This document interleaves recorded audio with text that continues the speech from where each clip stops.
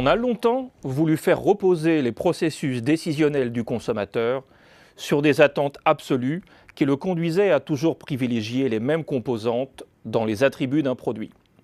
Les gens ont toutefois des difficultés à répondre à des questions trop générales telles que par exemple « qu'aimez-vous boire ?», car les préférences peuvent varier radicalement selon le moment de la journée, le temps ou ceux qui les accompagnent. De même, la perception d'un service dépend fortement de l'humeur du bénéficiaire. L'intention d'achat d'une glace est directement corrélée avec le temps qu'il fait et on ne choisit pas le même restaurant quand on a une demi-heure pour déjeuner ou si on dispose de 2 heures. On ne se comporte pas de la même façon quand on est seul dans un magasin et quand on est accompagné, quand on veut réaliser un achat pour soi ou pour offrir. La sensibilité à une promotion des ventes sera plus forte si le compte en banque est bien approvisionné que si l'on doit compter chaque euro qui reste avant la prochaine paye. Comprendre le comportement du consommateur demande donc d'affiner l'analyse avec des variables qui soient indépendantes de celui-ci ou de l'objet concerné. Il s'agit des facteurs situationnels. Relativement marginalisés jusqu'au milieu des années 70, ces variables ont été formalisées par Belk qui retient 5 dimensions pour définir une situation. L'environnement physique se réfère aux caractéristiques apparentes de la situation comme le son, l'éclairage, la température, les parfums ou la disponibilité du produit.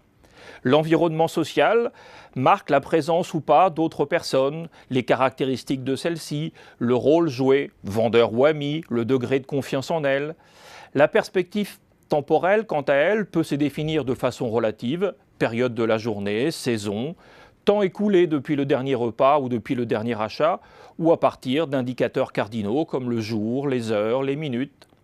La définition des rôles ensuite marque la recherche d'informations ou l'achat proprement dit, l'achat pour soi ou pour les autres. Enfin, les états antérieurs propres à l'individu sont l'humeur, l'état d'anxiété, le degré d'éveil, la faim, la fatigue ou la santé.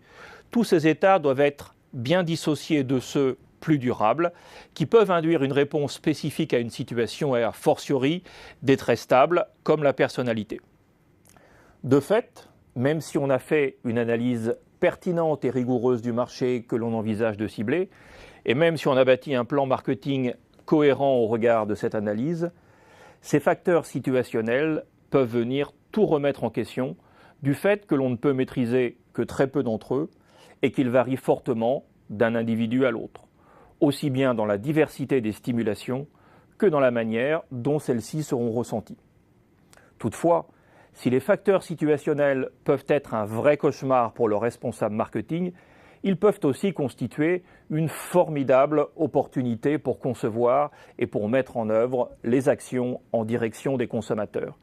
En disant cela, on pense bien sûr à la situation d'achat, au travers de l'information mise à disposition dans le magasin, quantité, disponibilité, organisation, forme, du storytelling lié à l'atmosphère et à l'ambiance, mobilier, agencement, couleurs, musique, odeur, ou bien comportement des vendeurs, ou de certaines caractéristiques temporelles, comme le fait que le produit ait une disponibilité limitée dans le temps.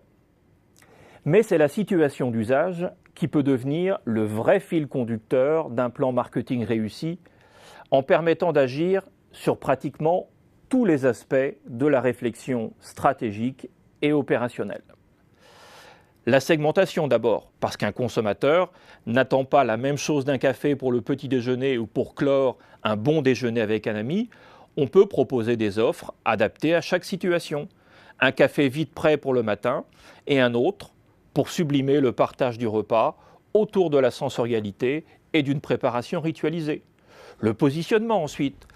Un biscuit qui aura été conçu par le service R&D et qui a donc déjà un goût, une forme, une texture, une couleur, peut devenir pour le consommateur un coupe-faim, un dessert, un goûter pour les enfants ou un produit du petit déjeuner selon la situation d'usage que l'on mettra en avant dans la campagne de lancement. La communication encore. Dans une publicité pour une voiture, par exemple, où une mère de famille vient chercher son enfant à l'école, la sécurité sera omniprésente dans le message, même si on n'en parle jamais, car c'est totalement inimaginable qu'elle ne prête pas toutes les précautions voulues pour le transporter. Le produit enfin. La situation d'usage permet de décliner à l'infini un produit qui, fondamentalement, reste le même. Un short restera un pantalon dont on a coupé les jambes, mais on a réussi à crédibiliser l'existence d'un short avec un look spécifique pour chaque pratique sportive, basketball, tennis, football, rugby, en jouant sur le caractère identificatoire du vêtement.